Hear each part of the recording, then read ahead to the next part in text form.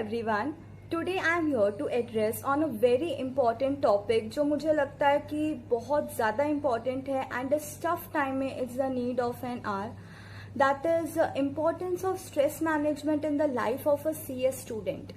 Now stress को manage करना कितना ज़्यादा important है ये हमें अच्छे से पता है, but in the life of a CS student ये कितना ज़्यादा इम्पॉर्टेंट रोल प्ले करता है, तो बस उसी के बारे में मैं डिस्कस करने वाली हूँ. सी फ्रेंड्स, हम एकदम बेसिक पॉइंट से हम लोग शुरुआत करते हैं. सी हम कोई भी एक स्टूडेंट की जब मार्कशीट देखते हैं, एक CS स्टूडेंट की मार्कशीट देखते हैं और उसके मार्क्स जब कम आए हुए होते हैं या फेल लिखा होता है उस मार्कशीट पे, तो हमारी ये मेंटालिटी होती है, कॉमन मेंटालिटी होती है कि हम जल्दी से उसके बारे में एक ओपिनियन फ्रेम कर लेते हैं कि मे बी उस स्टूडेंट की प्रिपरेशन इतनी अच्छी नहीं हुई होगी या फिर उसने स्टडी नहीं किया होगा या that student is not so brilliant and all that. But actually में ये नहीं होता है in all the cases, right. See and जब हम ऐसा ओपिनियन जब किसी के लिए फ्रेम करते हैं, उसी पॉइंट पे उस स्टूडेंट को बहुत ज्यादा डिप्रेशन आ जाता है एंड उसके माइंड में वही थॉट प्रोसेस चलता रहता है कि why people are comparing me with any other person. मतलब मैंने तो इतनी अच्छे से प्रिपरेशन की थी, फिर भी मैं क्यों फेल हो गया, मैं कैसे फेल हो गया. एंड पीपल मुझे आज उस पर्सन से कंपेयर कर रहे हैं. इवन मेरी फैमिली वाले, मेरे रिलेटिव्स, मेरे फ्रेंड्स मुझे उस पर्सन से कंपेयर कर रहे हैं जिसने रियली में प्रिपरेशन नहीं की थी, या वो रियली में इतना ब्रिलियंट नहीं है बट मेरे पास तो इंटेलिजेंस भी है, मैंने प्रिपरेशन भी बहुत अच्छी की थी, फिर क्यों मेरे मार्क्स ऐसे आए. तो वो खुद को ब्लेम करना उसी पॉइंट पे स्टार्ट कर देता है. एंड इसीलिए मुझे आज इस टॉपिक पे बात करनी थी because this is something which I had faced personally in my life and I don't want कि कोई भी ब्रिलियंट स्टूडेंट अपनी कैपेबिलिटीज पे डाउट करे just because of the external voices, just because of the comparisons जो हमारे friends हमारा करते हैं दूसरों से. एंड दैट स्टूडेंट फिर खुद को फेलियर डिक्लेयर करता है एज वो सोचता है कि अगर उसने CS अभी क्लियर नहीं किया है फर्स्ट अटेम्प्ट में तो he is not capable of everything, because सब लोग उसे वही फील कराते हैं, राइट. तो मैं नहीं चाहती कि अभी कोई भी ब्रिलियंट स्टूडेंट अपने आप को एज अ फेलियर डिक्लेयर करे, अपने आप में फेलियर फील करे, बिकॉज स्ट्रगल करना है लाइफ में, राइट. स्ट्रगल हर चीज में हमें करना रहता है. जरूरी नहीं है कि हर चीज हमें एकदम इजीली एंड फर्स्ट अटेम्प्ट में ही मिल जाए. हर चीज हमें फर्स्ट अटेम्प्ट में मिल जाए ये बिल्कुल भी जरूरी नहीं है. एंड बहुत लोग क्या करते हैं, क्विट कर देते हैं कोर्स. तो मैं बिल्कुल नहीं चाहती हूँ कि जो रियली कैपेबल स्टूडेंट्स है वो इस कोर्स को क्विट कर दें.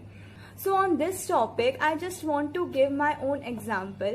Like friends, y'all won't believe, when I was an executive, I scored only 37 marks in tax in my first attempt. And immediately in the next attempt, मैंने exactly इस figure को उल्टा कर दिया and I scored 73 marks in tax.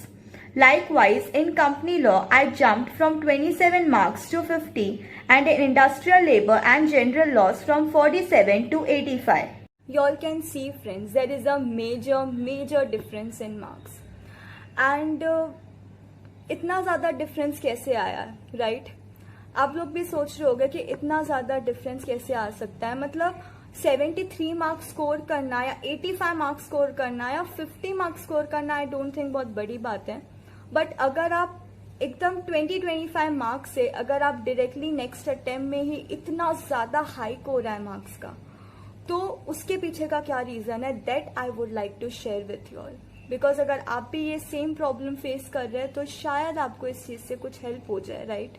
And believe me friends, मैंने जून attempt में भी वही प्रिपरेशन की थी एंड दिसंबर अटेम्प्ट के लिए भी वही प्रिपरेशन की थी. मेरा जो स्टडी स्टाइल था वो भी एग्जैक्टली द सेम था. Preparation, chapter coverage, everything was the same. तो what made hike in my marks?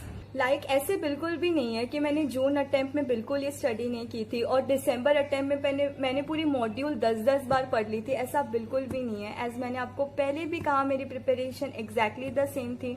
The books which I was referring were also same. So ऐसा क्या हुआ कि मार्क्स में इतना मेजर डिफरेंस आ गया?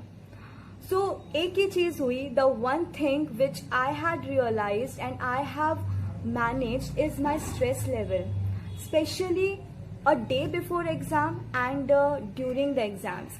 मतलब वो जो 3 आवर्स होते हैं ना एग्जाम्स के, अगर उस टाइम पे अगर आपने अपने स्ट्रेस को मैनेज कर लिया, टाइम मैनेज कर लिया, सब कुछ अच्छे से मैनेज कर दिया, तो आपकी प्रिपरेशन वहीं पे सक्सेसफुल हो जाती है and you are declared as a winner for sure. But अगर उस 3 आवर्स में अगर आप अपना स्ट्रेस नहीं मैनेज कर पाए, so you are declared as a failure. लोग आपके कंपैरिजन्स करना स्टार्ट कर देते हैं and even in fact you are declared as a failure with a remark कि ये पर्सन इतना ज्यादा ब्रिलियंट नहीं है या इसकी प्रिपरेशन अच्छे से नहीं हुई होगी एंड ऑल दैट। हमें ये सब सुनने मिल जाता है, right? So I will give you all a few tips on how to manage stress, especially during exams and a day before exam. Like stress management पे मे भी आपने बहुत सारे वीडियोस देख लिए होंगे, बट मैं यहाँ पे आपको कुछ ऐसे टिप्स एंड ऐसे स्टेप्स बताऊंगी जो मैंने खुद ने पर्सनली अपनी लाइफ में यूज किए हैं and they had proved very helpful for me. So the first thing जो मैंने किया है which is never self doubt, right? Because आपकी कितनी भी प्रिपरेशन हो जाए या कुछ भी हो जाए, हमेशा एक जिस पर्सन को बहुत ज्यादा स्ट्रेस रहता है, एक स्टूडेंट को स्ट्रेस रहता है, आई थिंक उसका फर्स्ट रीजन यही होता है कि उसको अपनी प्रिपरेशन पे, अपनी कैपेबिलिटीज पे सेल्फ डाउट होता है।